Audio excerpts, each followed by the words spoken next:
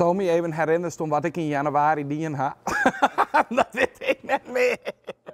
Dat wie een pittig jaar was, maar still going strong, zeg maar. Ja. Ik ben stop met werken. Ik ben drag fulltime die aan. Ik ga Omroep Friesland die Nederlandse televisie die echt van alles en nog wat. Die sliepen en jongens werken, dat is gewoon eigenlijk mijn patroon.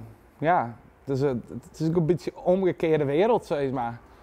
Ja, meestal laat ik thuis kom uit Amsterdam, dan staat de pasbezorger van de krant al bij huis onderdoor. Dan zeg je, nou, goedemorgen, werk, en dan ga ik op bed. Ik denk dat het allermeeste is dat ik het leuk vind om mensen een leuke dag te bezorgen. Daar gaat het gewoon om. Ik vind het gewoon leuk om mensen te vermijden, te entertainen, gewoon gek doen. Ik ben een grote idioot. Ik had altijd de gekste opmerking en de gekste vragen. En in één keer vloept er weer iets onnozels uit. En dat vind mensen gewoon geniaal.